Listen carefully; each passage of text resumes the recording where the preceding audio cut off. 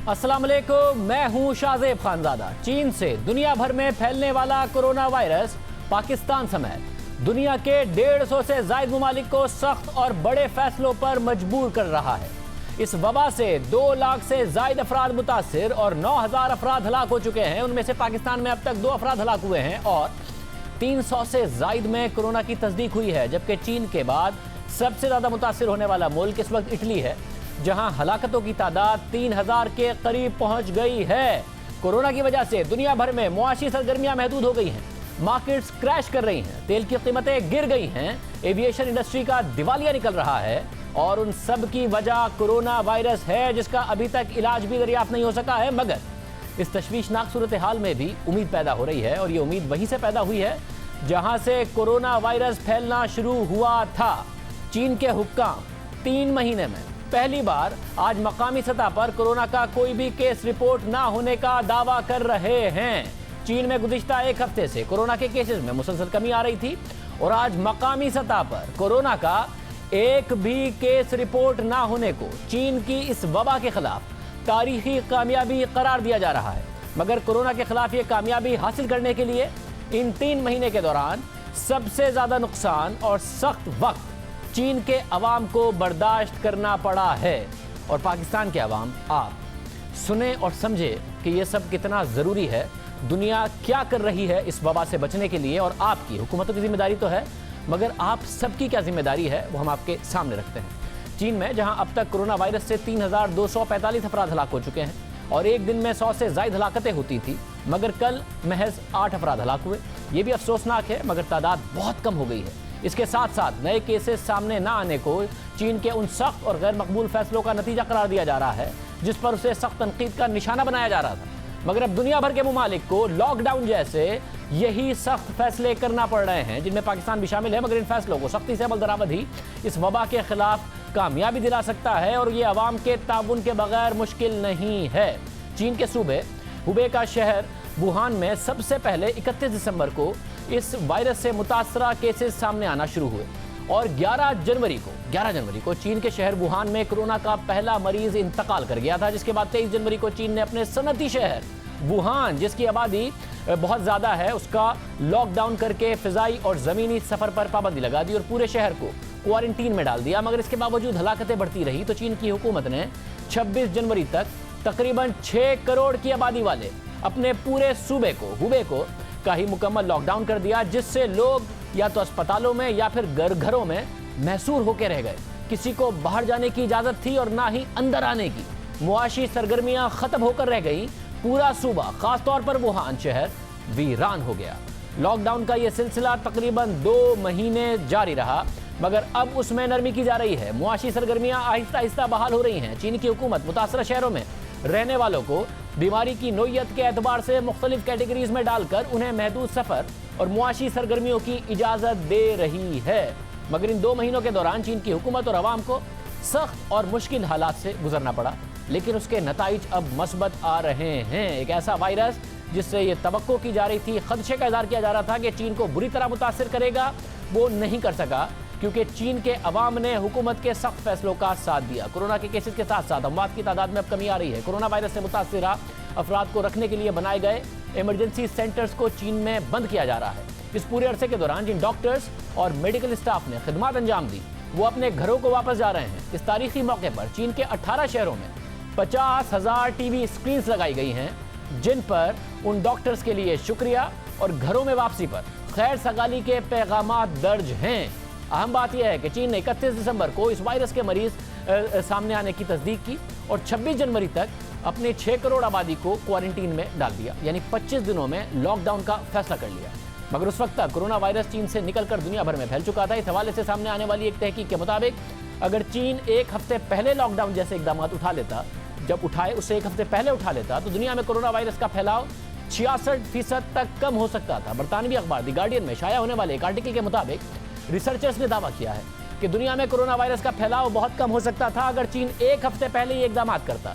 और तहकीककारों के मुताबिक 1,14,000 केसेस रिपोर्ट नहीं होते, बल्कि उसमें 66% कमी देखने में आती। इसी तरह अगर चीन 3 हफ्ते पहले इकदाम उठा लेता तो तहकीककारों के मुताबिक कोरोना के केसेस की तादाद 95% तक कम होती। 95% तक। इस तहकीक से पता चलता है कि कोरोना वायरस से मुताल्लिक कोई भी गफलत या ज़रा सी भी ताख़ीर कितनी संगीन साबित हो सकती है। और जनूबी कोरिया और इटली में कोरोना वायरस के फैलाव ने यह बात साबित कर दी है, जहां चीन जैसे फौरी इक़दाम न उठाने के संगीन नताइज अब सामने आ रहे हैं। और इन दोनों ममालिक में कोरोना वायरस के बड़े पैमाने पर फैलाव लोगों की नकलो हरकत को महदूद न करने की वजह से हुआ है। कोरोना वायरस से मुताल्लिक सबसे बड़ा मसला उसका फैलाव है, क्योंकि ये वबा के तौर पर फैलता है। और इसकी एक मिसाल इटली में देखी गई है, जिसके बारे में हम आपको पहले भी बता चुके हैं। मगर अब पाकिस्तान में कोरोना वायरस का फैलाव देखते हुए मुतासरा ममालिक की मिसालों और उनसे सबक सीखना ज़रूरी है, हुकूमत के लिए भी और अवाम के लिए भी। बरतानवी अखबार द गार्डियन के मुताबिक इटली में कोरोना वायरस के एक मरीज़ ने 13 मजीद अफराद को मुतासिर किया था। पहले उस शख्स की अहलिया मुतासिर हुई, फिर वो शख्स अपने एक दोस्त के साथ बाहर गया तो उसका दोस्त भी कोरोना से मुतासिर हो गया। फिर उस दोस्त के वालिद जो एक बार चलाते थे, उस बार में आने वाले 3 मजीद लोग उस वायरस से मुतासिर हो गए। फिर जब वो शख्स अस्पताल गया तो वहाँ मजीद 8 लोग मुतासिर हो गए, जिसमें स्टाफ और मरीज़ दोनों शामिल होते हैं। इस वक्त 6 करोड़ की आबादी वाले इटली में सूरत हाल ये है कि वहाँ लॉकडाउन को आज गैर मुय्यना मुद्दत तक बढ़ा दिया गया है। मगर इटली ने इस फैसले में बहुत ताख़ीर की थी, जिसकी वजह से इटली में कोरोना के मरीजों की तादाद 36,000 को तजावुज़ कर गई है और हलाक अफराद की तादाद 2,978 हो गई है। जिस रफ्तार से अमवात हो रही हैं, खदशा है कि इटली कोरोना वायरस से हलाकतों में चीन को पीछे छोड़ने जा रहा है, जहां कोरोना से मरने वालों की तादाद 3,245 है। अब अहम बात यह है कि इटली में कोरोना जिस तेज़ी से फैला, उस तरह की एक मिसाल जनूबी कोरिया से भी सामने आई। रॉयटर्स के मुताबिक जनूबी कोरिया में कोरोना का पहला केस 20 जनवरी को सामने आया और इस केस के बाद 4 हफ्तों तक सूरत हाल कंट्रोल में रही। ये वबा नहीं फैली और सूरत हाल 4 हफ्तों के दौरान सिर्फ 30 लोगों के मुतासिर होने तक रही, यानी सिर्फ 30 लोगों में वायरस था 4 हफ्तों में। मगर जब 31वां केस सामने आया तो उसने जनूबी कोरिया की सूरत हाल को यकसर बदल कर रख दिया। रॉयटर्स के मुताबिक 31वें मरीज में वायरस कैसे आया ये तो पता नहीं चला, मगर उस अकेले मरीज ने सैकड़ों अफराद में कोरोना वायरस मुंतकिल कर दिया। 15 फरवरी को इस मरीज को डॉक्टरों ने तेज बुखार की वजह से कोरोना का टेस्ट कराने का मशवरा दिया, मगर वो अपने दोस्तों के साथ होटल पर खाना खाने चली गई। रॉयटर्स के मुताबिक 6 फरवरी से 17 फरवरी तक ये खातून मरीज 2 बार अस्पताल गई, 2 बार चर्च में गई। इसके बाद 18 फरवरी को उनमें कोरोना वायरस की तस्दीक की गई, जिसके बाद उन्हें क्वारंटीन में डाल दिया गया। मगर इस दौरान वायरस वो बहुत ज्यादा फैला चुकी थी और चंद ही दिनों में जिस चर्च में वो खातून जाती थी, वहां बड़ी तादाद में कोरोना वायरस के केसेस सामने आने लगे। कोरियन हुकाम ने इन 2 दिनों में चर्च में आने वाले अफराद की फहरिस्त तैयार की तो उनमें से 1200 अफराद में कोरोना की अलामात पाई गई और सैकड़ों में वायरस की तस्दीक हुई। रॉयटर्स के मुताबिक मुतासरा खातून जिस अस्पताल में गई, वहां के आसपास के इलाके में भी बड़े पैमाने पर कोरोना वायरस के केसेस सामने आए। यानी एक खातून की बेएहतियाती, अगर वो पहले दिन टेस्ट कराने चली जाती, बजाय इसके वो खाना खाने चली गई दोस्तों के साथ, अगर वो ना करती ऐसा तो सैकड़ों अफराद जनूबी कोरिया में इस वबा के से बच जाते। और इस वक्त सूरत हाल यह है कि जनूबी कोरिया में कोरोना से मुतासिर अफराद की तादाद 8,500 से ज़ायद है और 91 अफराद हलाक हो चुके हैं। इसी तरह अमरीकी रियासत न्यू जर्सी में कोरोना से मुतासिर होने वाले पहले शख्स की कहानी भी अफसोसनाक है। अमरीकी अखबार न्यूयॉर्क टाइम्स के मुताबिक कोरोना से मुतासरा शख्स के अपने ही घर के 7 अफराद कोरोना से मुतासिर हैं, उनमें से 3 मर चुके हैं, 4 अस्पताल में हैं, उनमें से भी 3 की हालत तशवीशनाक है। अमरीकी अखबार के मुताबिक इन मुतासरा अफराद के तकरीबन 20 रिश्तेदार क्वारंटीन में हैं। अमरीकी अखबार के मुताबिक मुतासरा खानदान में कोरोना वायरस उस वक्त फैला जब कोरोना से मुतासरा शख्स ने अपने पूरे खानदान के हमरा डिनर किया और उसके बाद सब में फैल गया।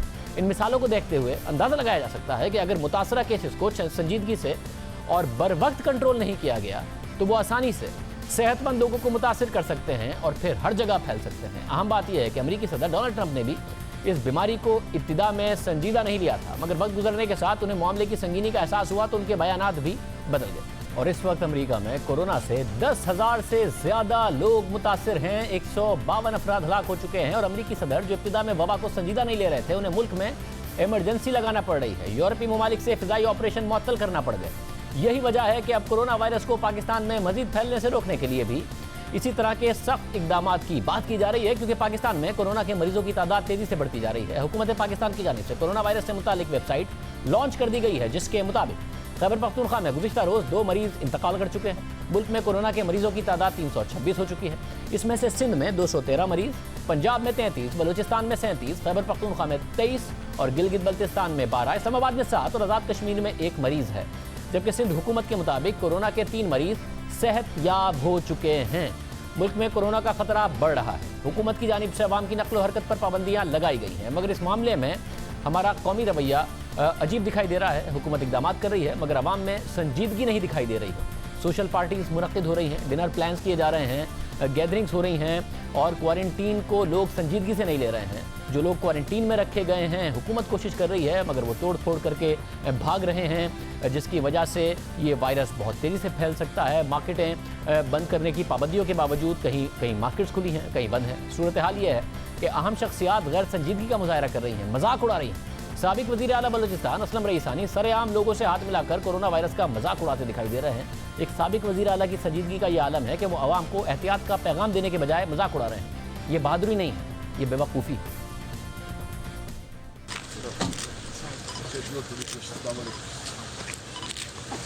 कोरोना वायरस इस हसास और संजीदा मामले में हुकूमत की गैर संजीदगी और लाइलमी भी कहीं कहीं दिखाई दी। डॉन अखबार में आज फहाद हुसैन का आर्टिकल छाया हुआ, जिसके मुताबिक वज़ीर आला पंजाब उस्मान बुज़दार को कोरोना वायरस पर ब्रीफिंग दी गई। तो ब्रीफिंग के बाद उन्होंने सवाल किया कि ये कोरोना काटता कैसे है, मगर पंजाब हुकूमत ने इस बयान की तरदीद की है और डॉन अखबार में शाया खबर को बेबुनियाद और जाली करार दिया है और कानूनी चाराजोई शुरू करने का ऐलान किया है। मगर ये हकीकत है कि जब वज़ीर आला सिंध कोरोना के हवाले से मुतहरिक दिखाई दे रहे थे और पंजाब हुकूमत तनकीद की जद में थी, तो वज़ीर आला पंजाब उस्मान बुज़दार नज़र नहीं आ रहे थे। बहुत देर से मुतहरिक हुए और गुज़िश्ता रोज़ उन्होंने न्यूज़ कॉन्फ्रेंस की, मगर उसमें भी उन्होंने कोरोना से मुताल्लिक उठाए गए इक़दाम के हवाले से और सवाल उठा दिए। अहम बात यह है कि वज़ीर आला पंजाब से पहले वज़ीर आज़म इमरान खान भी कोरोना से मुताल्लिक कौम से खिताब में इसी तरह का बयान दे चुके हैं, जिसकी निशानदही गुज़िश्ता रोज़ हम न्यूज़ के एंकर समर अब्बास ने की। वज़ीर आज़म और वज़ीर आला पंजाब उस्मान बुज़दार ने गुज़िश्ता रोज़ कहा था कि कोरोना के हवाले से हमने 3 जनवरी से तैयारियां शुरू कर दी। सबसे पहले पंजाब गवर्नमेंट ने इस जो कोरोना का इशू है इसको हमने 3 जनवरी को टेकअप किया है। हमने अपने जो हेल्थ डिपार्टमेंट है फौरी तौर पर वहाँ पे कंट्रोल रूम कायम किया है और एक कैबिनेट कमेटी बना दी है जो डेली बेसिस के ऊपर इसको मॉनिटर करती रही है। 3 जनवरी का वो कह रहे हैं, मगर अहम बात यह है कि वज़ीर आला पंजाब के दावे के मुताबिक उन्होंने 3 जनवरी से इक़दाम का आगाज़ कर दिया था, जबकि वज़ीर आज़म इमरान खान ने कौम से खिताब में बताया था कि कोरोना के हवाले से इक़दाम 15 जनवरी से शुरू कर दिए गए। सबसे पहले 15 जनवरी को हमने फैसला किया कि हम कोरोना वायरस के ऊपर एक्शन लेने लगे। क्यों किया? क्योंकि चाइना के अंदर तब कोरोना वायरस फैल चुकी थी। वज़ीर आज़म ने 15 जनवरी को एक्शन का दावा किया, वज़ीर आला पंजाब ने उनसे पहले यानी 3 जनवरी को तैयारियों का आगाज़ करने का दावा किया, मगर इस हवाले से हक़ाइक़ कुछ और ही बताते हैं। चीन में गुज़िश्ता साल 31 दिसंबर को सबसे पहले खबर सामने आई कि कुछ लोग पुरस्रार बीमारी से मुतासिर हुए हैं, जिसके बाद 7 जनवरी को आलमी इदारा सेहत ने एक वायरस की शनाख्त करके उसे कोरोना वायरस का नाम दिया 7 जनवरी को, जबकि चीन में पहली हलाकत 11 जनवरी को रिपोर्ट हुई। 13 जनवरी को चीन से बाहर कोरोना का पहला केस रिपोर्ट हुआ, मगर वज़ीर आला पंजाब 3 जनवरी यानी आलमी इदारा सेहत की जानिब से इस वायरस को कोरोना का नाम देने से पहले और खुद चीन की तरफ से संजीदा इक़दाम से पहले ही मुतहरिक हो गए थे। वज़ीर आज़म इमरान खान के दावे के मुताबिक वो 15 जनवरी से कोरोना के हवाले से मुतहरिक हो गए थे। हालांकि सबसे ज़्यादा तनकीद की जद में वफाकी और पंजाब हुकूमत है कि सिंध हुकूमत ने तो मसले को संजीदा लिया और इक़दाम किए, मगर वफाकी हुकूमत और पंजाब हुकूमत ने नहीं किए। वफाकी हुकूमत पर इल्ज़ाम है कि ताफ्तान बॉर्डर पर किए गए नाक़िस इंतजाम और बेएहतियाती की वजह से कोरोना मुल्क भर में फैला और पंजाब हुकूमत पर डेरा गाजी खान के क्वारंटीन में सहूलियात फराहम ना करने और मरीजों को एक साथ रखने पर तनकीद हो रही है। वक्त पर ईरान से आने वाले ज़ायरीन के टेस्ट ना कराने पर तनकीद हो रही है, जब सिंध हुकूमत बहुत तेज़ी से करा रही थी और आइडेंटिफाई कर रही थी प्रॉब्लम को। सिंध हुकूमत की तरह वक्त पर क्वारंटाइन की सहूलियात ना बनाने और टेस्ट किट्स ना मंगवाने पर पंजाब हुकूमत पर तनकीद हो रही है, मगर अब वफाकी और सूबाई हुकूमतें फाइनली एक साथ मुतहरिक हो रही हैं, मसले को संजीदा ले रही हैं, अहम और बड़े फैसले भी किए जा रहे हैं। इस हवाले से आज अहम पेशरफ सामने आई है। वफाकी वज़ीर इक़्तिसादी उमूर हमाद अज़हर का कहना है कि तकरीबन $60 करोड़ से एमरजेंसी पैकेज को हतमी शक्ल दी जा रही है। कोरोना से निमटने के लिए मुख्तस फंड पूरे मुल्क के लिए इस्तेमाल होगा। ये रकम बैरूनी ज़राए से दस्तियाब होगी। इसके लिए चीन ने $40 करोड़ की ग्रांट जारी की है। वफाकी हुकूमत की जानिब से एमरजेंसी पैकेज लाया जा रहा है, जबकि पीपल्स पार्टी के चेयरमैन बिलावल भुट्टो का कहना है कि कोरोना की वजह से लॉकडाउन की तरफ जाना है और हम चाहते हैं कि ये पूरे मुल्क में हो। हमने जो लॉकडाउन का we're easing towards a lockdown. We're easing towards a self-imposed and government-advised lockdown and containment approach, जो कि हम चाहते हैं कि पूरा मुल्क में हो, जो कि हम चाहते हैं कि ना सिर्फ कराची में मगर हुकूमत वफाकी हुकूमत हमारे साथ मिल के इसकी तरफ जितना हम जा सके वो हम कोशिश करें। आपको घर रहना पड़ेगा अगले 15 दिन में, तो जो डेली वेज अर्नर्स हैं, जो गरीब तबकात है, मैं उन सब को यकीन दिलाना चाहूँगा कि ये हुकूमत सिंध का ज़िम्मेदारी है। हम आपको संभालेंगे, हम आप तक खाना पहुँचाएंगे, राशंस पहुँचाएंगे। सिंध हुकूमत मुसलसल पूरे मुल्क के लॉकडाउन का मुतालबा कर रही है, मगर वफाकी हुकूमत ने यह मुतालबा मुस्तरद कर दिया है। वज़ीर आज़म के मुआविन ख़ुसूसी डॉक्टर ज़फ़र मिर्ज़ा ने प्रोग्राम कैपिटल टॉक में बिलावल भुट्टो के लॉकडाउन के मुतालबे की मुखालफत की और कहा कि हमें लॉकडाउन पर नहीं जाना चाहिए। लॉकडाउन के हक में नहीं है। Lockdown, social distancing, absolutely.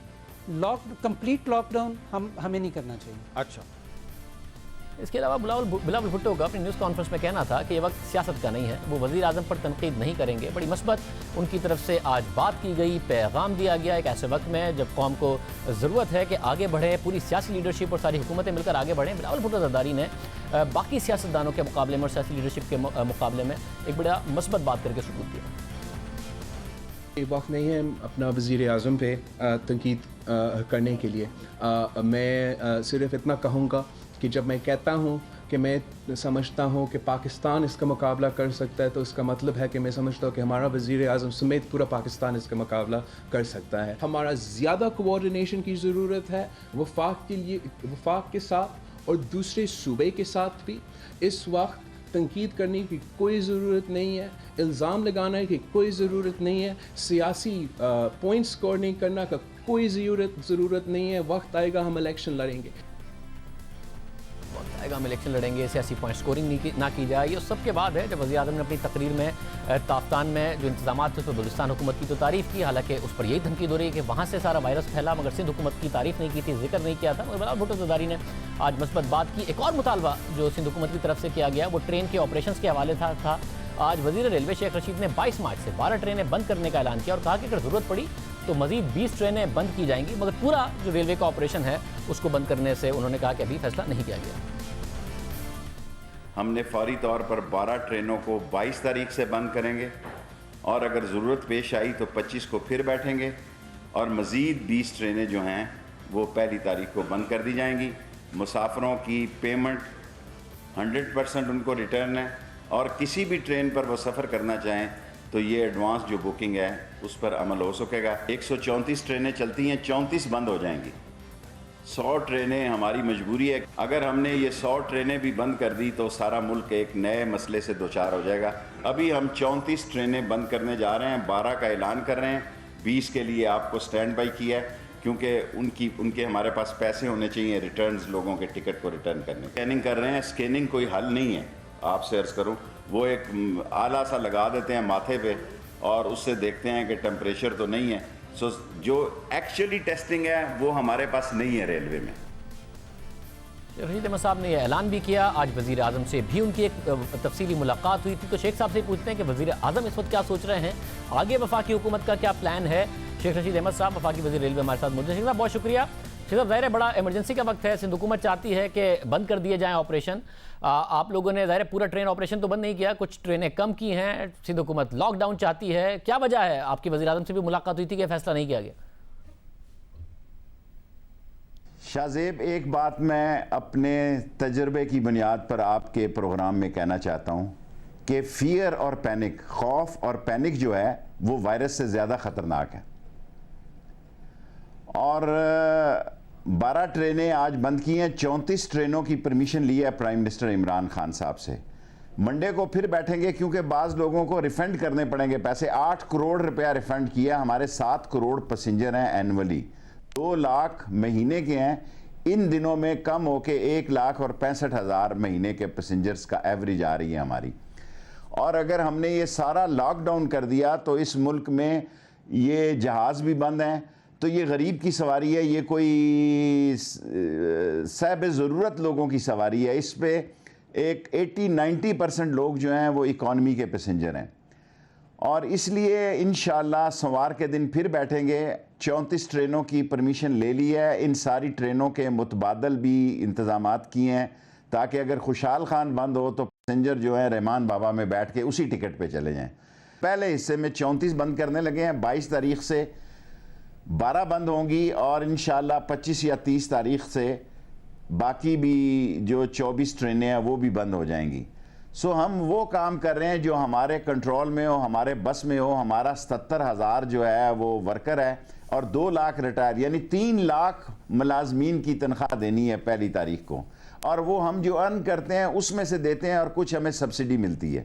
और अगर ये पैटर्न मुतासर हो गया हमारी अर्निंग का, क्योंकि हमारा फ्रेट और अर्निंग जो है 2 सालों से इमरान खान की हुकूमत में, पिछली दफ़ा भी हमने 4 बिलियन ज़्यादा कमाया डेफिसिट से। इस अरसे में अगर कोरोना वायरस न फैला इंशाल्लाह, क्योंकि कोरोना वायरस इस वक्त जिस हालत में जा रहा है ये 80% इम्पोर्टेड है। मतलब ये बात दुरुस्त है आपकी कि अभी तक 80% इंपोर्टेड है। ये बात भी आपकी दुरुस्त है कि आपके कुछ फाइनेंशियल कंसर्न्स हैं, मगर मसला है जो सिंध हुकूमत कह रही है कि बाद में ज़्यादा बड़ा नुकसान हो जाएगा फाइनेंशियली भी, हर लिहाज से, और गरीब आदमी का भी। इटली ने लेट कर दिया तो देखिए मुकम्मल लॉकडाउन करना पड़ा और आज और ज़्यादा उसको एक्सटेंड कर दिया गैर मुय्यना मुद्दत तक। तो वज़ीर आज़म को क्या नहीं लग रहा कि पाकिस्तान में इतना ज़्यादा बड़ा खतरा है, क्योंकि उसके बाद ही आपने ये आज ऐलान किया वज़ीर आज़म से मिलने के बाद? उन्हें नहीं लग रहा?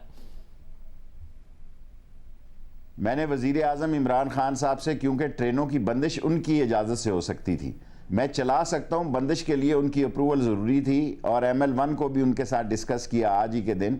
अगर ऐसे हालात पैदा हुए तो हम और ट्रेनें बंद कर देंगे, लेकिन चंद ट्रेनों का चलना अशद ज़रूरी है जो चारों सूबों में राब्ते का बायस हैं। ये एक ऐसी जंजीर है जो चारों सूबों में चलती है, वरना अगर ट्रांसपोर्ट भी बंद हो जाए, जहाज़ पहले ही बंद हैं, और ट्रेन भी बंद हो जाए, फिर तो लोगों का घर में बैठ के, घरों में भी माशाल्लाह हमारी इतनी आबादी है। अभी अगर आप कैमरामैन, रात का टाइम है, इस वक्त भी अगर राजा बाज़ार चलें, लाल हवेली चलें, हज़ारों लोग सड़कों पे फिर रहे हैं। और एक आपको मैं तारीख़ी वाक़या आपके चैनल में बताना चाहता हूँ।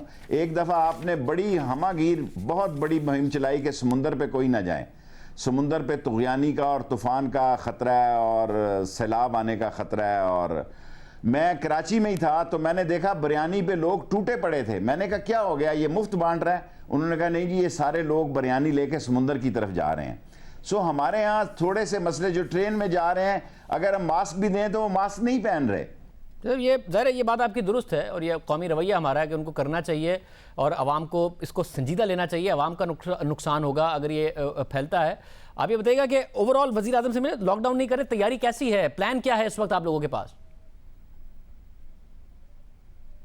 अब मैं इसका क्या इलाज कर सकता हूं कि हमने हमारे पास वो स्कैनर है जो कि PIA और सारी जगह पे, आज प्राइम मिनिस्टर हाउस गया हूं, उसी स्कैनर के साथ मुझे टेस्ट किया गया है, जिस स्कैनर के साथ, क्या मैं कौम के सामने ये बात रखना चाहता हूं, एक दफ़ा नेगेटिव अगर आदमी की रिपोर्ट आ जाए, इसका मतलब ये नहीं कि वायरस उसको फिर नहीं हो सकता।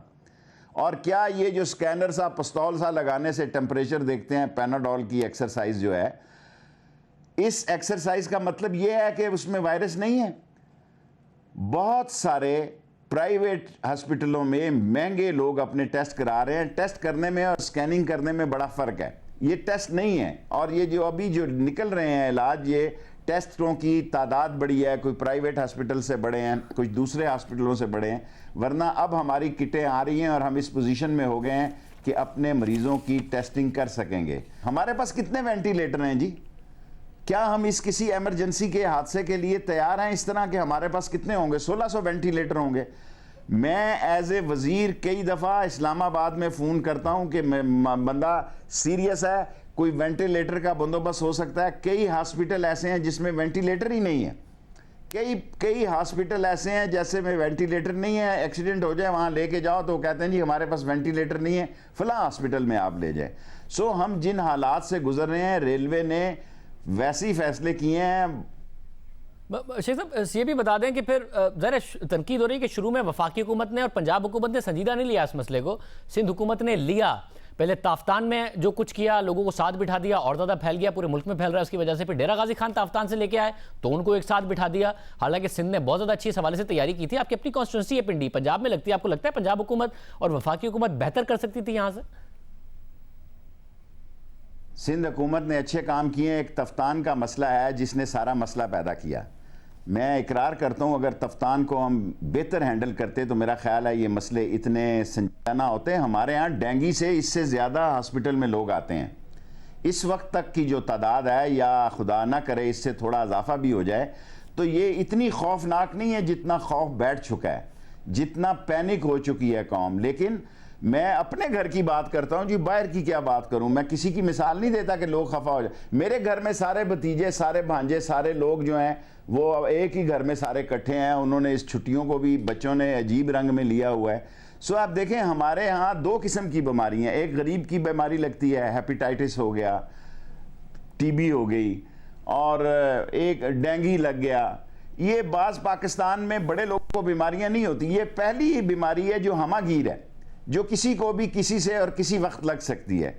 लेकिन इसके लिए मैं अपना आज का आपके प्रोग्राम में जुमला दोहराना चाहता हूं अपनी राय में। कल कोई डॉक्टर या एक्सपर्ट इसकी नफ़ी कर दे कि पैनिक और फियर जो है वो वायरस से ज़्यादा डेंजरस है। और मुझे यकीन है कि इंशाअल्लाह ताला इमरान खान की क़यादत में हमारी कौम और हमारा मुल्क जो है इस वायरस पर काबू पाएगा।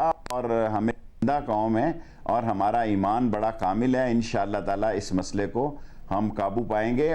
शेख साहब, आज आप ज़रा वज़ीर आज़म से मिले, मैं फिर जानना चाह रहा हूँ कि वज़ीर आज़म के पास एग्जैक्टली पॉलिसी क्या है, और वो आइंदा के लिए अपनी सियासत को एक तरफ रख के, अपनी ज़ाती अना को एक तरफ रख के तमाम सूबों को साथ मिला के आगे चलने को तैयार है या नहीं? आप ताफ्तान में गलती मान रहे हैं। वज़ीर आज़म ने तकरीर की, उसमें ताफ्तानी की बलूचिस्तान हुकूमत की तारीफ़ कर दी। हालांकि ताफ्तानी की वजह से सारा का सारा मैसअप हुआ है और बलूचिस्तान हुकूमत का नहीं, वफाकी हुकूमत का इस वक्त जो है उसमें कसूर है। और सिंध हुकूमत की तारीफ़ों करना भूल गए, बात करना भूल गए। बिलावल भुट्टो ज़रदारी ने दूसरी तरफ, हालांकि सिंध हुकूमत अच्छा परफॉर्म करी, उन्होंने कहा मैं वज़ीर आज़म पर नहीं तनकीद करूँगा, मस्बत बयान दिया। एक पुख्ता ज़हनियत के सियासतदान का वो बार बार मुजाहरा कर रहे हैं। तो वज़ीर आज़म अपनी पॉलिटिक्स से ऊपर हट के इस मुल्क को आगे ले जाने के लिए तैयार हैं इस क्राइसिस में? वज़ीर आज़म साहब खुद कोरोना वायरस को देख रहे हैं, और क्योंकि ये एक ऐसा मसला है कि ये अगर बढ़ जाएगा तो फिर सारे काम धरे के धरे रह जाएंगे, सारे तरक्याती प्रोजेक्ट ख़त्म हो जाएंगे, सारा फंडिंग जो है वो क्रॉस क्वेश्चन बन जाएगा। लेकिन अब ये रेलवे और कोरोना वायरस को स्टॉक एक्सचेंज की सूरत में ना लिया जाए। रेलवे वाहिद एक ज़रिया रह गया लोगों से राब्ते का। अगर इसको भी हमने बिल्कुल लॉकडाउन कर दिया, बिल्कुल ख़त्म कर दिया, तो ये आप यकीन जाने इससे ज़्यादा लोगों में खदशात, खौफ, पैनिक बढ़ सकता है। मैंने आपको अपने घर की मिसाल दी है कि सारे रिश्तेदार इकट्ठे हो गए हैं, छुट्टियां हो गई हैं बच्चों को। उसका मतलब ये तो नहीं है कि सारे रिश्तेदार अपने घरों में रहें और बाहर के जो लोग आ रहे हैं उनको भी रोकें। आप तो सिर्फ एक ही बात सारा मीडिया कहता है, दुरुस्त कहता है कि हाथ धोएं, मिले नहीं और मुंह को हाथ ना लगाएं। ये सारी दुरुस्त बातें हैं, लेकिन छुट्टियां होने की वजह से सारे ख़ानदानों के बच्चे अगर एक ही घरों में इकट्ठे हो जाएंगे तो वो तो ज़्यादा बजाय पॉजिटिव होने के नेगेटिव होने का, इससे फ़ायदा होने की बजाय नुकसान होने का अंदेशा है। ये बात आपकी दुरुस्त है। सब आखिर में ये भी बताइएगा, ज़ाहिर है आप खुद मीडिया की आज़ादी की बात करते हैं, आप ये भी कहते रहे हैं कि जी मीडिया से लड़ना नहीं चाहिए हुकूमत को, और आपने ये भी कहा कि खामी हम में है कि हमारी मुआशी पॉलिसी ठीक नहीं है, बजाय इसके कि हम ये सारी की सारी जिम्मेदारी मीडिया पर डाल दें। और आप ही ने बताया था कि वज़ीर आज़म जियो से खुश नहीं है, मसला हमारी मईशत में है। आप ही ने बताया था कि जो काबीना के वहाँ पर इजलास हैं या किसी मीटिंग में जो मौजू था वो ये था कि जियो का रेवेन्यू क्यों बढ़ गया है, जियो का को इतने ज़्यादा इश्तिहार क्यों मिल रहे हैं। तो ये सारी बातें तो पता थी हमें, मगर इतना क्या नाराज़ हो गए वज़ीर आज़म कि जियो के एडिटर इन चीफ को गिरफ्तार हुए, अगले दिन जियो को पैमरा के जरिए बंद भी करवाया गया, फिर आए दिन पैमरा की तरफ से नोटिस पे नोटिस भी जियो को आ रहे हैं। ऐसी क्या नाराजगी हो गई है वज़ीर आज़म की अचानक? देखिए, मैं मीर इब्राहिम से प्यार करता हूं मेरे बेटे की तरह। मैं आपको बता के अपने नंबर नहीं टांगना चाहता। मैं जो कुछ कर सकता हूं वो कर रहा हूं और करता रहता हूं, वरना मैं वैसी कोई बात करूंगा तो फिर वहाँ लोग मुझे कहेंगे जी आप शायद मैं आपको खुदा गवाह के बना के कहता हूं कि जंग से मेरी पिंडी से 100 इख्तलाफात हो सकते हैं, सिर्फ पिंडी जंग से, लाहौर, कराची या कोयटा, पेशावर से नहीं। लेकिन जियो से, मीर इब्राहिम से मेरी बेटों की तरह मोहब्बत है।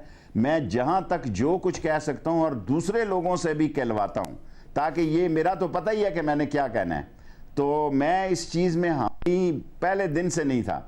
जब धरने के दौरान आपकी लड़ाई हुई उस वक्त भी मैं हामी नहीं था।